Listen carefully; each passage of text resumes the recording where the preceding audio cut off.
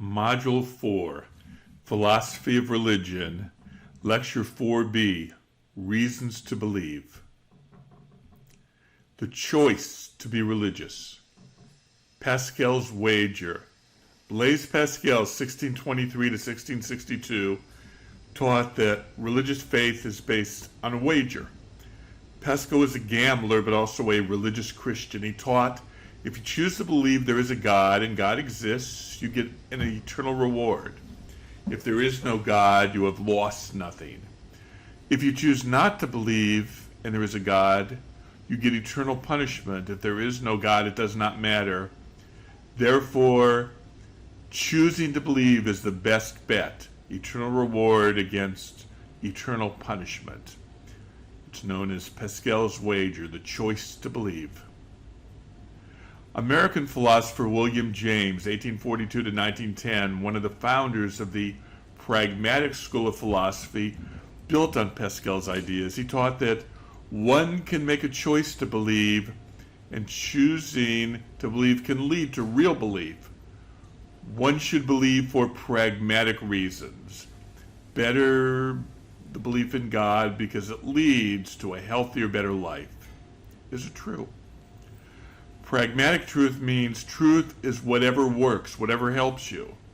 James taught that choosing to believe is permissible if the choice is live, forced, and momentous. Live means we feel it's an authentic choice. It's a real choice for us. Forced means we must decide one way or the other. We can't be ambivalent. We have to decide to believe or not to believe. Momentous means the choice makes a difference in our lives. Søren Kierkegaard. Danish philosopher Søren Kierkegaard, 1813 to 1855, was one of the founders of existentialism. This is the belief that we exist and then we choose what kind of life we want to live.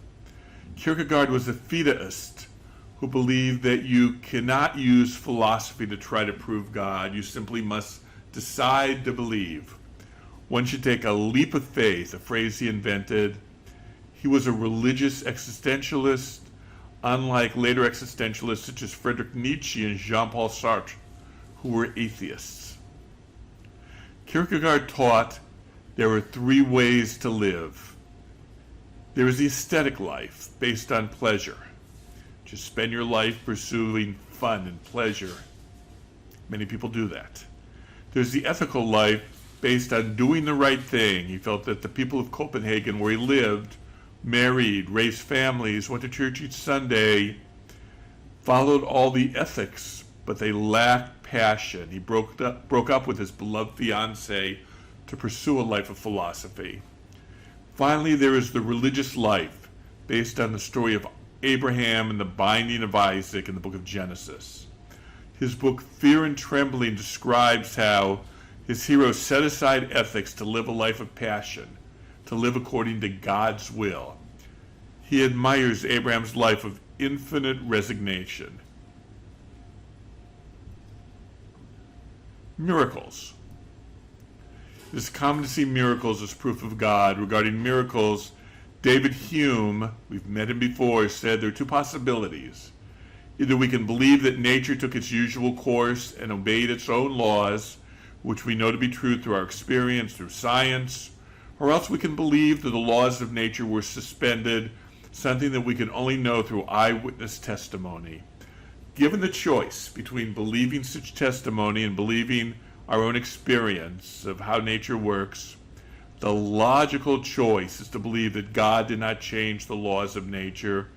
There are no miracles, according to Hume.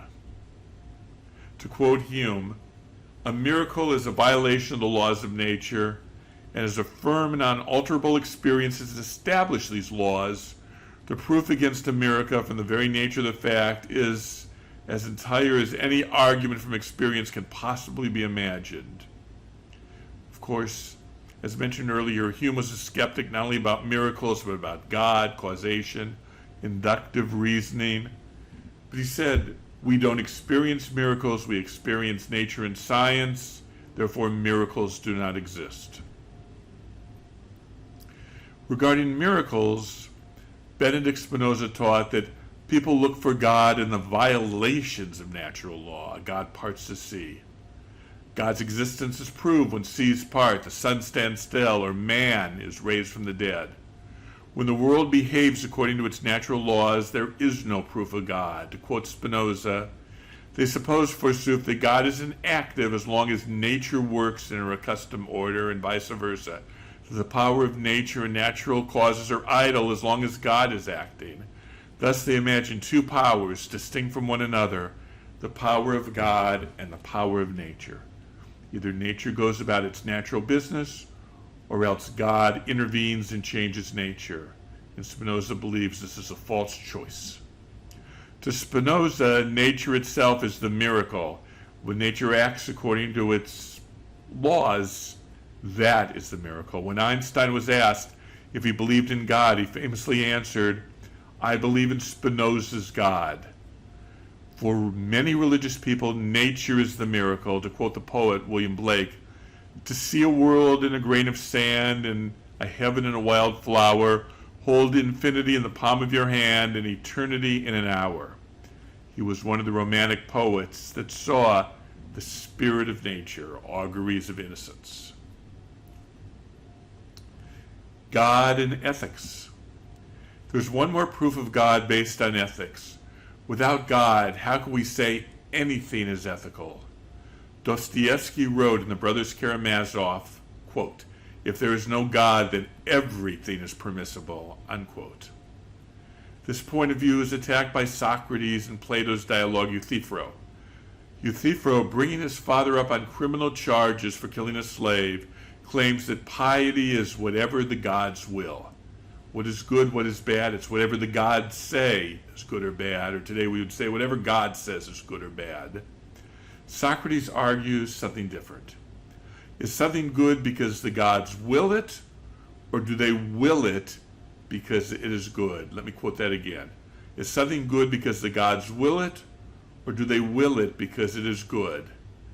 Maybe goodness exists even without God. This is the approach of Aquinas, who taught a doctrine of natural law. We can know good and evil rationally without dependence on God, and we will study this further in the unit on ethics when we study divine command theory.